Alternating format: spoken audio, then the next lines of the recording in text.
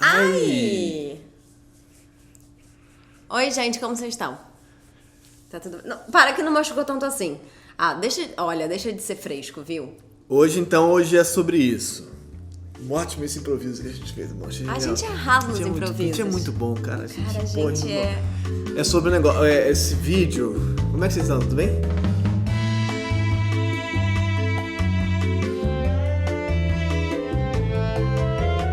Vamos lá.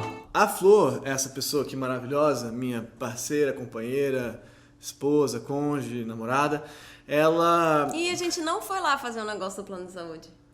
A gente não casou ainda, aliás. Então, primeira coisa a dizer pra vocês... Pra quem tá chegando agora, a gente podia mesmo ir hoje. Pra quem tá chegando agora, a gente é casado de verdade. Isso aqui não é tudo uma grande cena. A gente é, enfim... Mas olha, no vídeo passado, esse que eu vou botar aqui... a Flor, no final do vídeo, o vídeo era sobre positividade tóxica. E foi um vídeo muito interessante, os comentários são muito interessantes. A gente foi simplista, como a gente sempre é. E no final do vídeo, a Flor falou, não, que nem a masculinidade. Toda masculinidade é tóxica. Toda masculinidade é tóxica. Aí, pam, tanana. Ela gosta muito de fazer isso. Uma coisa assim que ela tem prazer em fazer esse tipo de situação. E aí a gente falou... Eu gosto da polêmica, gente. Gosto da polêmica. Então a gente falou, peraí. Aí a gente desligou o vídeo e isso virou uma questão aqui pra gente, na nossa vida. E para algumas pessoas aí também. Eu separei 2 comentários sobre isso, que eu vou ler pra gente pensar um pouco hoje sobre essa pergunta, que é assim, toda masculinidade é tóxica ou não? Qual o limite disso? O que é masculinidade? O que é feminilidade? O que é masculino? O que é feminino? Isso é histórico? Isso é cultural? Isso é genético? Isso é biológico? O que você acha? Põe o seu aí nesse ângulo. Porque é uma pergunta que não tem uma resposta assim. Veja, eu vou dar opções aqui, Flor vai dar opções, mas isso não tem, você pode achar que tem, mas isso não tem uma resposta em si. Temos perspectivas sobre isso, percebe? Vou ler aqui, então, 2 perspectivas. Uma da Bia Zapico. Finalmente alguém disse o óbvio. Toda masculinidade é tóxica e toda feminilidade também. Masculinidade tóxica, entre aspas, é uma redundância. Masculinidade e feminilidade são um conjunto de estereótipos criados e impostos ao sexo, normas de comportamento que encerram homens e mulheres em caixas. Tóxico é tudo aquilo que nos limita, que nos oprime, que nos amarra. Poderíamos encerrar o vídeo aí, mas temos um outro comentário, também muito interessante. Você não sabia que eu tinha separado comentários? Eu surpreendo-a. Eu surpreendo-a. Que é da Anne Fonseca. Anne Fonseca, que é o seguinte, eu amo muito os vídeos de vocês. Você leu de quem era o outro comentário? Li. Eu amo muito os vídeos de vocês e especialmente gerou uma reflexão aqui entre mim e o meu namorado sobre o provável próximo vídeo, masculinidade tóxica. Somos héteros, vai rolar esse sentimento de mas eu não sou assim, né? E o meu namorado é diferente desse esquerdomacho, sim. Acho que todas essas reações de diferenciação acabam nos tomando na argumentação. Não, eu não sou tóxico, tá? Ou sou, não sou, então. Tenho amigos e amigas que estudam aspectos do sagrado feminino e, pasmem, entre aspas, do sagrado masculino. Digo pasmem porque, aparentemente, na discussão de gênero, esquecemos de discutir o que não é tóxico na masculinidade. Então, como se tivesse um aspecto não tóxico e sagrado da masculinidade. Eu queria saber qual é. Vamos lá. Não é tóxico, mas... Claro, na minha comparação estou colocando algo de espiritual para me referir a um aspecto cultural comportamental, mas foi o que me surgiu à mente. No final, a Flor conclui que a masculinidade por si é tóxica, e eu entendo o que ela quis dizer e talvez o que ela não tenha querido dizer. Há algo do masculino que não reflita o patriarcado? Jogamos aí. Há algo do masculino que não reflita o patriarcado? Pra mim, não. Há feminilidade que reforça o patriarcado? Não temos respostas. Vamos seguindo. Vocês são muito queridos. Muito obrigado. Pronto. Era isso o vídeo que eu queria fazer. Essas perguntas estão colocadas. A pessoa fala, não, a pessoa fala, não, vocês conversam entre vocês aí, a gente vai ficar só esperando. Podia fazer um vídeo só assim, eu faço umas perguntas, a gente faz umas perguntas, a gente fica esperando assim, vocês falarem os negócios. Aí todo mundo dialoga no campo dos comentários. Chama a live. Não é disso que eu tô falando. É interessante ter o tempo de resposta. Tempo. Mas não dá aqui, amor. Então, vamos lá, você vai falar alguma coisa? Você vai defender seu ponto? De que toda masculinidade é tóxica? Tem que defender seu ponto aí. Pois é, o problema é que eu não consigo. Eu tenho eu tenho uma pergunta pra você. Pra você que tá aí, que é um estudioso, um historiador, um psicanalista, um biólogo, um Freudinho. Freud, eu vou trazer o Freud. Vou trazer o Freud pra roda. Vai. Freudinho e tal. Porque eu queria entender da onde vem da onde vem essa nomenclatura? Primeiro, masculinidade, feminino e masculino. Quem que inventou isso? Aí, obviamente, a gente vai se deparar com o problema do gênero existe ou não, né? Gênero é uma construção ou há algo de biológico em si do gênero? Eu diria que há algo de biológico em si no gênero. Tá Né? bom, não sei. Porque as moças, elas podem gerar crianças Tá. e amamentar e tal. Essa discussão que a tudo gente já, isso, aqui já enfrentou né? muitas vezes. Tipo, podem gestar. Rapazes, não. Não podem gestar. Não, tô pensando em homens trans, enfim, mas não vamos entrar nisso não, porque é mais complexo. Vai. Homens trans podem gestar, mas porque eles têm lá o instrumento deles ainda é feminino, né? Desculpa. Meu Deus, complicamos demais. Mas a gente não precisa entrar aí. Mas eles têm um corpo que, mesmo que eles sejam homens trans, ainda tem um ovário, ainda tem um útero, ainda tem tudo isso que tem. Que é necessário pra Que gestar. é necessário pra gestar. Então, tô falando, né, biologicamente. Tá bom, senhora. Tá certo, ok. Outra coisa, então a gente tem essa diferença. A gente não pode negar essa diferença. Se a gente fosse, nós mulheres, Handmaid's Tale, nenhuma mulher mais vai ter filho.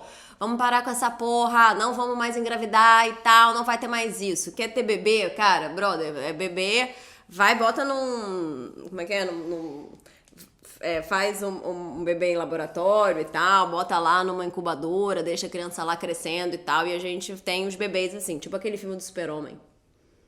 Né? Que não tem mais, os bebês não crescem mais, o Homem de Aço, que são só bebês que, né, ficam numa super cúpula. Matrix também, né? Matrix também, então. Aí a gente poderia realmente falar que que a gente teria que abrir mão disso aí, o que é terrível, né? Porque por que a gente vai abrir mão também se as mulheres querem gestar? Mas aí tem que querer também, porque pode ser que você não queira gestar e aí o teu direito total não gestar. Mas isso é uma coisa que diferencia bastante os homens das mulheres, eu diria. Correto. Mas, então, o que eu acho? Eu acho que a masculinidade é sempre... Por que eu falei? É sempre tóxica, porque eu acho que a masculinidade está ligada ao patriarcado. Joguei aí também. Eu acho que a masculinidade está ligada à permanência do patriarcado como ordem das coisas. Então, de dominação, exploração e tal. E a feminilidade também é tóxica nesse sentido, porque ela também tá ligado à manutenção do patriarcado. Eu tô aqui de blusinha rosa pra você. Interessante que nessa blusa tem os nossos ancestrais macacos. Tem os macacos aqui. Agora... Eu procurei uma blusa rosa pra botar também, não tinha. Desculpa, continua. Agora, a minha pergunta é, será que a gente consegue ultrapassar o limite da masculinidade e da feminilidade? Né? Assim, falando aqui, todo homem feminino não perde o seu lado masculino. Tá. A gente Eu poderia... queria perguntar pra Anne o que é o sagrado, esse negócio do sagrado feminino e o sagrado masculino. Tem muita gente que fala disso. Isso é uma questão que eu tenho, porque, em certo sentido, será que o sagrado feminino implica também o sagrado masculino? Se a gente diz que há algo de sagrado no feminino, há algo de sagrado no masculino, se o algo de sagrado no feminino é gestar, gerar a vida e tal, maternar, por exemplo, o sagrado do masculino seria o quê? Então a gente vai definir essas funções de gênero... Saúde. A gente vai definir essa função de gênero assim mesmo? O que isso implica para quem não quer performar o seu gênero dessa maneira? Isso uma série de questões que se colocam aí. Tem gente que não experimenta o seu gênero, performar talvez não seja a palavra ideal, mas não experimenta o seu gênero dessa maneira. Então, acho que o problema da ideia... essa lógica, né? O problema da questão do masculino é que ela implica que a performance, ou a experiência de gênero, ou a vivência de gênero tem que ser esta ou aquela. Isso que eu acho que é a grande cagada, que qualquer coisa implique isso, em qualquer experiência de si, né? Que você tem que ser assim, desejar assim, sentir assim, ou experimentar aquilo ou aquilo outro. Eu vou dizer mais uma coisa. Eu acho complicadíssima a coisa do sagrado. Aí também joguei aqui. Jesus. Ontem, no vídeo passado você falou do mal do gratidão, agora você vai falar mal do sagrado. Não tô falando mal do sagrado, acho complicado, porque o sagrado é uma coisa assim, que é divino, é intocável, você não pode mexer, isso é sagrado, isso é um negócio. Que aí você pensa, se tem, por exemplo, uma mulher não quer ser mãe, ela abre mão disso, ela fala, eu poderia, eu tenho vários úteros e tal, tô aqui, posso, mas eu não quero. Não tem essa vontade, não tem esse desejo. Ela é menos sagrada? Ela é menos... Então ela tá abrindo mão do sagrado dela. Isso é muito forte, né? Não sei, mas sagrado feminino quer dizer isso? Eu acho que sim, a gente pode botar aqui no Google. Aí eu vou trazer duas refs aqui. Esse aqui não dá pra ver o que é, mas é o The Archaeology of Mind. E esse aqui é o Freud no volume que é o meu preferido da coleção inteira da Companhia das Letras. Dedo virado pra trás por causa da minha elastão ligamentar. Mas tá na civilização. Meu volume preferido por causa da cor. Eu gosto muito dessa cor. Acho essa cor muito bonita. Eu gosto mais do roxo. E aqui, do vermelho, neste volume, Freud faz dois textos clássicos e terríveis sobre o feminino. Feminilidade. Um se chama A Feminilidade, que é uma conferência dele. Não é uma conferência de fato, mas ele finge que porque ele não estava mais falando por causa do câncer e tal, boca, não sei o quê, operação, papá. Mas ele escreve como se fosse uma conferência, nas novas conferências introdutórias. Então, vou botar aí embaixo. E o outro que é sobre a sexualidade feminina. Os dois juntos fazem uma dupla assim, desse período do Freud, que ele vai tentar enfrentar o problema do que é o feminino. Ele não consegue. E ele falha assim, como é que chama isso? Gigantesca, como é que fala? Falha... É bizarro. São os piores textos do Freud, dos piores, assim, na minha opinião. Tem coisas interessantes, mas tem uma coisa que ele fala que eu acho que é o cúmulo e que tem tudo a ver com isso aqui que a gente está falando. O Freud considera que o nosso desenvolvimento civilizatório, de organização, cultural, artístico, técnico, científico, tem a ver com a repressão dos nossos impulsos. Já que a gente não pode atuar os nossos impulsos, nossas pulsões, desejos, enfim, no mundo, a gente reprime isso, segura e produz sublimações artísticas, culturais e técnicas. Quanto a isso, eu acho que ele tem razão.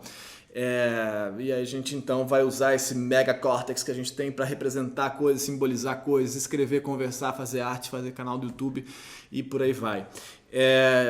E para ele, a repressão tem a ver com o superego. O superego, nessa fase para o Freud aqui, depois, né, a partir do eu e o id, ele vai estar ligado ao complexo de Édipo. E como aqui ele faz uma diferenciação entre o complexo de Édipo masculino e o feminino.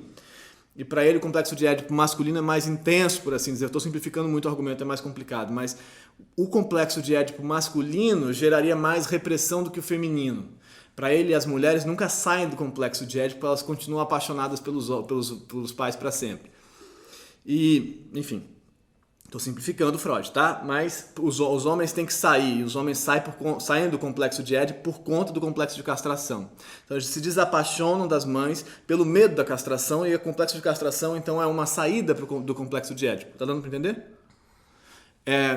Aí, então, por isso ele diz que as mulheres têm menos grau de repressão do superego. E já que elas têm menos grau de repressão, elas então são menos evoluídas culturalmente. Literalmente ele diz isso. As mulheres têm menos capacidade de produção cultural porque elas têm menos repressão do complexo de Édipo e do superego. Então, eu não tenho nem nada para dizer pro Freud nesse momento. Mas isso é um argumento que está em 1930. Só pode desculpar ele porque ele tá lá em 1930. Não, eu sei, mas isso é uma coisa que acompanha um pouco a gente, que é o homem que pensa e a mulher que é uma mulher sensorial, assim, do erótico, e o homem pensa, né? Isso é uma coisa para você pensar aí e tal. Os textos são interessantes para você discordar deles. Outra referência que eu vou trazer aqui essa aqui que é bastante interessante, que é o Panksepp. O Panksepp vai, aí vamos dizer assim, sobre a distinção de gênero. Ele faz uma distinção de gênero, de fato, entre os sistemas, alguns dos nossos sistemas básicos de afeto, a diferença dos machos e as fêmeas. Ele está falando de todas as espécies de mamíferos, não só do homem. Mas ele identifica um certo padrão do homem, tá vendo? Não só do humano. Um certo padrão que se repete em todas as espécies e que com a gente se complica largamente por conta das nossas experiências. Mas a ligação que existe entre a raiva e a agressividade e o masculino. Isso é importante pra gente aqui nessa história, porque o masculino vai trazer o lance da agressividade, da violência, de tudo isso que a gente sabe. Tudo isso, toda a cagada que tem a ver com o masculino, né? Feminicídios e coisas e tal, tudo que vem daí. Então ele vai dizer que isso tem uma conexão com a testosterona e que, não só isso, estou simplificando também, mas que tem no gênero no macho, tem mais isso. Então, exceção feita às hienas. As hienas têm mais testosterona as fêmeas do que os machos. É a única espécie de mamíferos que tem mais testosterona as fêmeas do que os machos. Se tem algum biólogo me corrija se eu estiver errado. Mas é maravilhoso, né? Você não leu isso? O Punk Eu li, mas o Punk você pode estar errado. Eu não tenho tantas referências assim. Talvez tenha alguém com pós-doc em algum outro bicho que fale, não, Emanuel. Em hienas. Em hienas e sei lá. Mas eu achei muito bom pensando no Rei Leão. Mas enfim, as hienas. É engraçado que as hienas do Rei Leão, elas só são mulheres, né? Só são mulheres, só são fêmeas. Só são fêmeas. E são as fêmeas que são agressivas. São. Porque elas têm mais testosterona. E os machos? Quem se importa? Não sei sobre os machos. Estou falando das fêmeas, não sei, dos machos, dos hienos. Não, porque se a função da fêmea hiena é... Qual é a função do macho? Qual é a função do macho? macho serve pra quê? Pra botar lá o esperma. Talvez. Bom, mas aí, deixa eu continuar essa história que ela vai chegar talvez num lugar interessante pensando sobre o problema do masculino. A raiva, que é esse sistema Rage System, ele tem uma conexão muito intensa com o Fear System, com o sistema do medo. Então, a raiva é uma maneira de saída do medo. Então, quanto mais raiva você tem, menos você foge e mais você agride. Então, um objeto se coloca como ameaça, você pode fugir ou agredir. Brigar, né? Então, nesse sentido, o macho, o masculino, fora as hienas, o masculino vai brigar mais e agredir mais, ter mais violência do que o feminino. E isso, segundo ele, é uma coisa clara de se observar em todas as espécies que tem mais agressividade nos machos que nas fêmeas. Querem discutir isso? Eu estou dizendo que podemos discutir. Eu estou dizendo que isso implica que homens são naturalmente mais violentos e que a gente tem que permitir isso? Óbvio que não. Óbvio que não. É porque, peraí, aí a gente tem que pensar também que essa agressividade, e a gente não está falando violência, a gente está falando agressividade, tem uma função na natureza. Essa função é de proteção. Sim. Proteção do seu filhote, proteção de si, proteção da sua, sei lá, do seu ninho. Qual a função dela no nosso humano? A função dela no nosso humano também deveria ser a proteção. A proteção de si, a proteção do filhote, a proteção da sua casa, a proteção. Porque quando a gente entra no campo civilizatório, a gente tem outras ferramentas de negociação, de contratos sociais, de pactos, de elaborações, de conversa, que não passam pela raiva. Então, qual é a função da raiva no nosso mundo humano? Uma pergunta maravilhosa essa. Para que ela serve? Para fazer guerra? Para violência, né? Então, mas o fato é que a raiva, ela tá na gente. E aí a gente vai pensar sobre a pulsão de morte lá, pro Freud também, para essa galera toda. Tem tudo a ver com isso. A agressividade, a violência. Mas enfim, é um sistema, ele tá lá, ele funciona lá. Só que aí o que acontece, eu acho que, já que a gente não vê lugar, isso mesmo que você está colocando, não vê lugar para atuação dessa raiva, ela se desloca para campos de violência, de sadismo e violência pura mesmo, e guerras e perversidades e tal. E isso é terrível do humano. Sobre o masculino, tem uma outra coisa ainda que é interessante de pensar, que a raiva, então, tem uma conexão com o medo, né? E muitas vezes a gente consegue observar, aí já falando do humano mesmo, a raiva da própria fragilidade. A raiva de sentir medo. Homens que se percebem frágeis, fragilizados, ameaçados e respondem com violência. Porque o medo, a fragilidade, a ameaça, o abandono, o que quer que seja para eles, é insuportável. Eles não conseguem lidar com a ideia de que eles sejam frágeis, possam ser frágeis. E eles respondem a isso com violência, batendo nas mulheres, por exemplo, ou tudo, bom, enfim, no momento que ele se sente frágil, ele precisa atuar essa violência para se afastar dessa fragilidade, desse medo que ele pode estar sentindo. Isso eu acho muito interessante de pensar. Nesse sentido aí específico, eu acho que a masculinidade é muito tóxica. Eu não gosto dessa palavra tóxico, parece que a gente está falando de Chernobyl, assim, tal. Então eu acho que não é bem isso, mas não importa. Faz mal. Faz muito mal. Faz mal para ele, faz mal para outra, para todo mundo. Porque quanto mais o medo não é processado, mais a raiva é atuada para se livrar do medo. Então, se a gente conseguisse processar os nossos medos, as nossas Pro fragilidades próprio melhor... se livrar do medo de se de sentir se sentir frágil. fragilizado. Exatamente De um medo muito simples, na verdade, muito simples, né? muito óbvio, muito razoável. Muito razoável. Aí isso que você falou dos animais é muito legal, porque a gente tem que pensar que os animais, eles não têm masculinidade, nem feminilidade. Eles têm funções. E essas funções mantêm as espécies. É sobre isso. É sobre manter a sua espécie, é sobre sobrevivência. Sim. Né? Então, se eu sou um passarinho macho, eu vou cuidar. Às vezes não, né? Não sei, o biólogo que tá aí também assistindo, se tiver algum biólogo. Vivi, você tá aí. Se você tiver, os passarinhos, a Vivi lida com células, acho que ela não sabe nada de passarinhos. Desculpa. Mas o passarinho macho, ele vai ficar ali protegendo aquele ninho, os ovos que eles estão chocando do predador. Depende do passarinho. Bom, é porque não é assim. Claro, porque animais também têm cultura. Essa aqui é encrenca. Mas tudo bem, vamos lá. Mas estou entendendo onde você está querendo chegar. Claro que sim, claro que os animais têm cultura. Animais têm variações culturais também, muitos. E variações de indivíduos também. Também tem. Não tanto quanto a gente, mas também tem. Formações culturais, animais em uma espécie específica na qual o macho tem essa função e a fêmea aquela outra. Isso vai trocando, isso não é assim. A seleção natural é muito louca. Ela propõe dinâmicas assim... Sim, mas eles têm funções. Tem funções. Eles não estão lidando... A gente não tem mais muita função. A gente não tem função. As nossas funções estão muito misturadas, Fora essa primeira né? que você colocou, que é filho. Mas essa talvez essa seja a única função que a gente manteve. Porque as outras ainda, né? Ainda. Porque as outras funções são muito misturadas. Sim. Talvez a gente modifique isso pensando nos homens trans, por exemplo, que podem gestar. Sim. É maravilhoso que a gente chega a esse grau de problematização do gênero, né? É maravilhoso. É realmente maravilhoso. É realmente maravilhoso pensar que se você é um homem trans, você pode gestar. Sim. E se você é uma mulher trans, você pode fazer a função. Fazer... Se você tiver... Pode, né, pessoal? Se você é uma mulher trans, você pode maternar sem ter gestado. Sim. Sim. Tá. Tô pensando nos casais que estão nessas dinâmicas. Sim.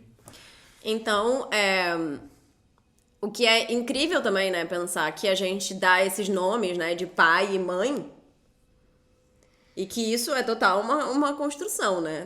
Assim, tipo... O bebê, ele pode inclusive ser maternado por alguém que é avó. Que não tava nem ali naquela relação. E muitas vezes acontece. Mas na nossa vida ainda tem um momento da gestação que o bebê constrói uma ligação ali com a mãe, com o tempo, ritmo dessa mãe. E que isso não dá para ser anulado, assim. Isso existe. Não dá, sim. Minha mãe, que é especialista nisso, estaria dizendo, não, isso não é simples. Não é simples assim, sou eu que falo. Mas ela estaria dizendo, mas meu filho, existe uma dupla mãe e bebê. A minha mãe, o doutorado dela é sobre mãe e bebê. E em psicanálise... Sim, mas nada... Mas assim, o homem trans que gesta e que pare essa criança, ele continua sendo o pai dessa criança. Como nome, entendeu? Mas ele tá maternando. Mas aí o que é pai, né? Mas o que é pai, exatamente? Porque a mãe é quem pare. Mas vocês perceberam que a gente chegou num lugar aí aqui mais complicado. Bem mais complicado. Então... Mas porque a gente foi pra masculinidade tóxica e aí a gente implodiu o vídeo. Mas eu só queria dizer, em relação aos animais, é que eles não têm isso. E a gente não. A gente tem toda a parte onde a gente simboliza, fala, conversa, diz coisas, se relaciona socialmente e tal. Coisa que os animais não têm que lidar com essa porra toda. Os animais... Eles têm relações sociais. Os diferente, primatas, amor. Eles não vão no bar e eles não vão no bar flertar e assim, no bar não, mas aí... eles flertam. Muito, super. Você concorda comigo que é diferente? Entre os pássaros. É diferente porque a gente simboliza muito mais. A gente tem o que o Punk chama de uma consciência autonoética, que é o que você pensa sobre o pensamento, né? Sapiens sapiens, né? Você pensa sobre o pensamento, você se desloca no tempo, você compara, você faz memórias Os episódicas. animais estão ali complexas. flertando, tá? O pássaro tá lá, blá, blá, blá, mas ele tá lá, blá, blá, blá. A fêmea que chegar e falar, maneiro aquele pássaro, blá, blá, blá, vou lá e tal, vou ter filhote com ele, mas não... Ou o contrário, sim. Ou o contrário, mas eu não existe toda Tá bom, onde uma você crise. quer chegar com isso? Não, só quero dizer que a masculinidade, ela é sempre tóxica pra mim, porque ela não tá ligada a essa agressividade, que é de se proteger. Ela tá ligada com outra agressividade. A violência, a opressão. dominação, a opressão, exatamente. Então, a masculinidade pra nós humanos, essa agressividade pra nós humanos, que deveria ser lá atrás uma agressividade que funcionava pra proteger, pra se proteger, Já não virou uma funciona outra mais. coisa. Eu entendi. E aí Isso é interessante mesmo. E aí eu queria voltar naquilo. Quais são as funções? Porque uma vez que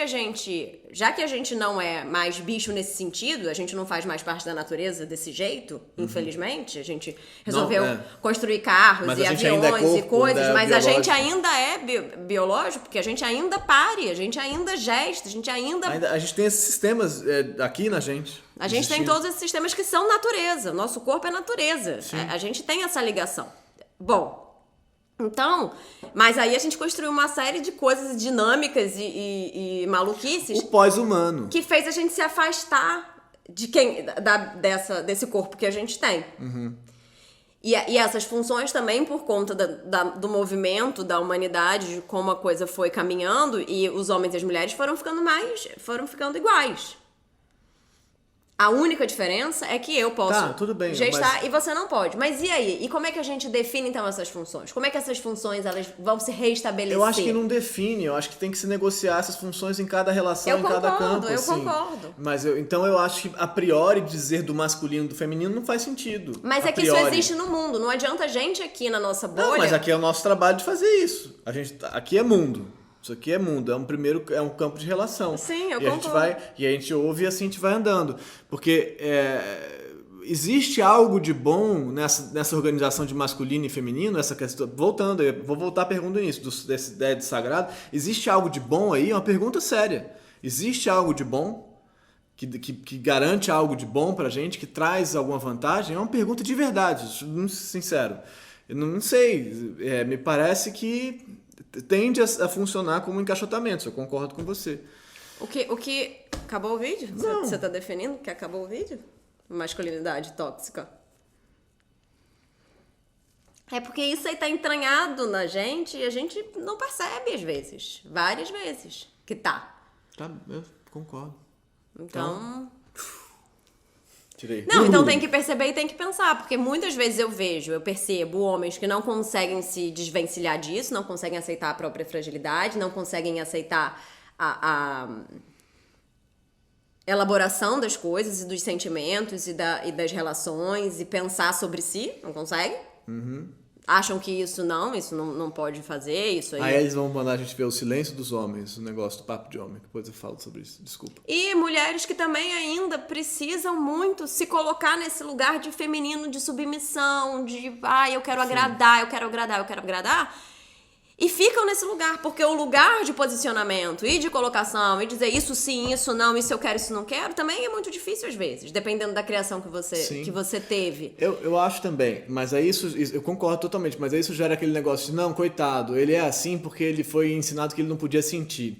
E aí o homem não pode, como ele foi ensinado que ele não pode sentir, coitado dele, ele é um babaca, sim, porque ele tem dificuldade de expressar os sentimentos. Eu entendo até, mas, cara, cuidado com essa argumentação, eu acho, na minha opinião, porque isso vai se desenrolar numa coisa de... Porque a gente pode aprender também, né? Porque isso justifica uma imbecilidade masculina. Então o homem, coitado, a masculinidade faz mal pro homem também? Óbvio que faz, mas vamos em frente, né? Vamos em frente, porque, assim... Enfim, senão isso fica nessa coisa, assim, que não sai da mesma roda, sabe? Assim, não, então o cara, coitado, ele não pode... Às vezes ele é só um babaca mesmo. Às vezes ele é só um babaca. E às vezes vezes ele é também um babaca. Ele é também um babaca. E talvez a mãe dele e o pai dele não tenham dado permissão a ele de pensar mas e ele tá afim de sentir pensar, e tal. realmente? Mas ele pode, fazer análise, descobrir livros e ler coisas e falar, cara, mas peraí, eu posso pensar. Mesmo que minha mãe e meu pai tenham me dito que eu não posso pensar, que eu não posso sentir, que eu não posso elaborar meus sentimentos, que eu não posso pensar sobre os meus sentimentos, eu posso. Não, porque tem homem que nem pensar pensa, né?